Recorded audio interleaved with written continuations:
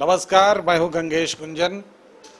बिहार को बधाई देने की जरूरत महसूस हो रही है, लगा आपके सामने आ जाऊं।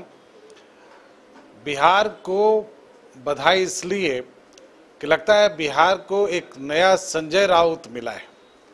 संजय राउत के मिलने का मतलब है हर सियासी मुद्दे पर बेमतलब की बयानबाजी। हाल के दिनों में ऐसे एक बयानवीर वहां पर हैं, हालांकि कद की दृष्टि से देखें तो वो संजय राउत के कद से उसकी तुलना करना शायद वाजिब ना हो, लेकिन उनके जो कुछ भी व्यवहार है उससे ऐसा लगता है कि वो बहुत कुछ संजय राउत की राह पर है। उपेंद्र कुशवाहा जी हैं जिनकी चर्चा हम आपसे कर रहे हैं। अभी अपनी पार्टी को मर्ज करने के बाद जेडीयू में वो अध्यक्ष हैं संसदीय बोर्ड के जेडीयू के, और अब वो एक तरह से उन्होंने मोर्चा संभाल रखा है जो वहाँ सरकार चल रही है बिहार में उसको लेकर। हालिया उनके जितने भी बयान हैं, ये साफ है कि जो गठबंधन है एनडीए का, वहाँ पर जो सरकार चला रहा है उसके बीच रिश्ते बहुत अच्छे नहीं हैं, लेकिन इन रिश्तों को सामान्य बनाने की दिशा में कुछ काम करते उपेंद्र कुशवाहा, उससे ज़्यादा वो इसको बिगाड़ने की हर मुमकिन कोशिश ज़रूर कर रहे हैं। और बयान में इतनी तलखी है कि बरबस आपको याद आ जाएगी संजय राउत की। संजय राउत भी इसी तरह से अपने बयानों की वजह से जाने जाते थे, और अंत तक जब तक उद्धव ठाकरे पूरी तरह से शिवसेना के साथ मुश्किल में नहीं पड़ गए, उनके बयान अभी तक लोगों को याद है। अब वो बयान नहीं देते क्योंकि उनकी ज़रूरत अब शायद कहीं रही नहीं। उपेंद्र कुशवाहा बिल्कुल उसी राह पर है, उसी तर्ज पर चल रहे हैं। हाल के जितने भी बयान हैं उनको अगर एक नज़र में डालें, वो जानते हैं कि बिहार में एनडीए की सरकार है, इस समय बीजेपी की ताकत वहाँ ज़्यादा है और जेडीयू पिछले चुनाव में पिछड़ी है। इसके बावजूद जो बयान उन्होंने दिए हैं वो हम कह सकते हैं चुभने वाले ज़रूर हैं। उन्होंने कहा एनडीए रहेगा बिहार में, जब तक एनडीए रहेगा नीतीश कुमार ही चेहरा होंगे। NDA is Nitish Kumar and Nitish Kumar is NDA. जहाँ तक नीतीश कुमार के चेहरा होने की बात है तो ये बीजेपी बोलती रही है कि चेहरा नीतीश कुमार ही है, लेकिन इसके बाद उन्होंने जो जोड़ा है NDA is Nitish Kumar and Nitish Kumar is NDA, ये शायद बीजेपी के लिए बहुत अच्छी बात, इसको हम नहीं कह सकते हैं, ये बहुत अच्छा लहजा इसे नहीं मान सकते हैं, और बीजेपी को ये कहीं ना कहीं चुभी होगी बात। ऐसे कई मौके आए हैं। इन्होंने अभी जो 2024 के चुनाव के बारे में रिसेंटली उन्होंने कहा, जनता दल और बीजेपी के बीच में जो गठबंधन है वो 2025 में और 2024 के लोकसभा इलेक्शन में रहेगा नहीं, उसकी गारंटी नहीं दे सकते। गारंटी कोई नहीं ले सकता। गठबंधन में कौन दल कब कहाँ चला जाए किसी को वहाँ इसका अनुमान नहीं होता जो मौजूदा परिदृश्य है उसमें, और इसके वो खुद भी हामी रहे हैं।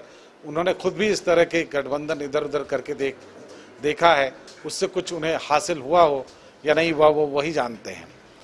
बहरहाल उन्होंने ये बात कहकर वो चुभने वाली बात कह दी, और ये एक तरह से उन्होंने याद दिला दिया कि 24 और 25 में जेडीयू कुछ नया करने के बारे में भी सोच सकता है। ये अलग बात है कि इसकी तैयारी अभी साफ दोनों तरफ से देखी जा सकती है।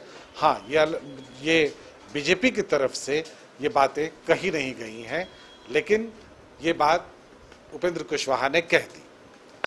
तो मैं आपको बार बार कह रहा हूं कि जो कुछ वो कह रहे हैं उससे सिर्फ खाई बढ़ेगी, खाई पाटने की कोशिश नहीं हो रही है। जब नीतीश कुमार राष्ट्रपति के शपथ ग्रहण समारोह में नहीं पहुंचे तो उसके बाद जो उनका बयान था वो भी मार्क करने लायक है। अब ये आप कह सकते हैं कि उपेंद्र कुशवाहा शायद अपने मन से ये सारा कुछ नहीं कह रहे होंगे, कोई ना कोई इशारा ज़रूर होगा। बिल्कुल ऐसा होता है, क्योंकि उपेंद्र कुशवाहा अगर पार्टी लाइन से अलग हटकर कुछ कह रहे होते तो पार्टी उनसे पूछ सकती थी कि आपने ऐसा क्यों कहा। तो पार्टी लाइन पे ही कह रहे हैं, बात लहजे की कर रहा हूं मैं। जैसे जो कुछ भी संजय राउत कह रहे थे महाराष्ट्र में वो पार्टी लाइन से अलग नहीं था, लेकिन जो लहजे में वो कह रहे थे उस लहजे से कहने में एक खतरा जरूर रहता है, ये ध्यान रखना चाहिए था। अभी उन्होंने कहा कि राष्ट्रपति के शपथ ग्रहण समारोह में जब नीतीश कुमार नहीं पहुंचे तो उन्होंने कहा ये एकमात्र औपचारिकता है जिसमें मुख्यमंत्री नीतीश कुमार शामिल नहीं हुए, कोई चर्चा का विषय नहीं है। मुख्यमंत्री के पास और भी अनेक काम होते हैं। ये सबको मालूम है कि मुख्यमंत्री के बतौर उनके काम नीतीश कुमार के बहुत काम हैं, लेकिन वो वहाँ नहीं गए। उसको इसके जरिए जस्टिफाई करने की कोशिश, ये फिर बात ऐसी है जो संजय राउत की याद दिलाती है। बीजेपी के प्रदेश अध्यक्ष संजय जायसवाल वो भी हाल के दिनों में उन्होंने भी गठबंधन के बारे में जो कुछ कहा है उससे खाई पार्टी नहीं जा सकती, बल्कि डिस्टेंस बढ़ सकता है, उसमें एक किरदार वो भी है। उन्होंने जब ये कहा कि हर जिले में आतंकी मॉड्यूल काम कर रहा है, संजय जायसवाल ने जब कहा तो इस पर उपेंद्र कुशवाहा ने कहा कि अगर संजय जायसवाल को अधिक जानकारी है तो ये संबंधित अधिकारी पदाधिकारी से साझा करें, यहाँ तक बात सही है। आगे उन्होंने कहा नहीं तो उनके ऊपर बातों को छुपाने का आरोप लग सकता है। ये फिर वो बात हो गई जो संजय राउत स्टाइल में कही गई है, जिससे बातें चुभ सकती हैं, जिससे गठबंधन को खतरा हो सकता है। ये असहज गठबंधन है। आज के दिन में अगर कोई सरकार जो चल रही है कहीं पे, उसमें सबसे असहज गठबंधन अगर कहीं है तो वही है। और एक जो उनके बड़बोलेपन का उदाहरण है वो ये है कि जदयू संसदीय बोर्ड के राष्ट्रीय अध्यक्ष उपेंद्र कुशवाहा ने इशारों में कहा कि एनडीए के संपर्क में दूसरे दल के कई विधायक हैं। ये बेमतलब और फिजूल की बातें हैं जिसको उन्होंने उभारने की कोशिश की है। तो इस तरह के कई बयान हैं। मैं अगर सभी बयान को कोट करूं तो शायद काफ़ी टाइम लग जाएगा, लेकिन जब से उपेंद्र कुशवाहा जेडीयू में आए हैं तब से उनकी हर मुमकिन कोशिश है कि वो बात कही जाए जो मुख्य रूप से जेडीयू सामने रहकर नहीं करती थी। और यही एक वजह है कि ये गठबंधन इस बार भी चल रहा है और अभी तक भी चल रहा है। अब जबकि गठबंधन बहुत हद तक हम कह सकते हैं उसमें खटास है, इसके बाद ये सारी बातें जो उभर कर सामने आ रही हैं वो ये बताती हैं कि गठबंधन को लेकर बहुत गंभीर दोनों ही दल, बीजेपी और जेडीयू नहीं है। ये अलग बात है कि बीजेपी अभी भी उसकी जो भाषा है उसमें बहुत ज़्यादा तलखी नहीं दिखती है, लेकिन उपेंद्र कुशवाहा जो कुछ भी बोल रहे हैं उनमें उनकी व्यक्तिगत तलखी शायद ज़्यादा झलकती है। तो ये बात कहाँ तक पहुँचती है और इससे नुकसान जेडीयू को कहाँ तक पहुँचता है ये सभी देखेंगे और हम सब उस पर नज़र बनाए हुए हैं। लेकिन इतना ज़रूर है कि बिहार को बधाई देना चाहिए कि एक संजय राउत स्टाइल का नेता उन्हें मिल गया है। अब वो अपने बयानों से आपका मनोरंजन करना जारी रखेंगे। आप याद कीजिए जब पटना के एसएसपी ने पीएफआई और आरएसएस की तुलना कर दी थी तो उस पर भी उन्होंने अपनी प्रतिक्रिया दी।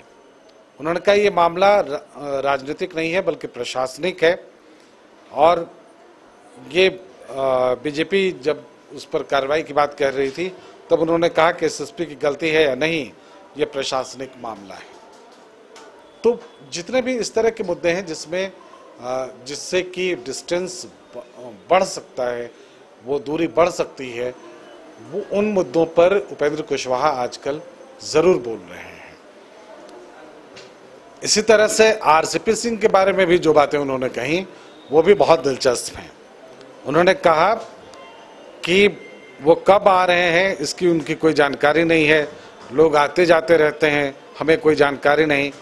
फिलहाल जदयू में है आरसीपी सिंह, पार्टी सही समय पर फैसला लेगी। इसमें कुछ बातें ऐसी हैं जो कि स्वाभाविक है, कही जानी चाहिए थी, लेकिन वो कब आते हैं कब जाते हैं, आते जाते रहते हैं, इस तरह की बातें जो चुभ सकती हैं वो बातें उन्होंने ज़रूर कही हैं। फिलहाल इतना ही, इजाज़त दें, नमस्कार।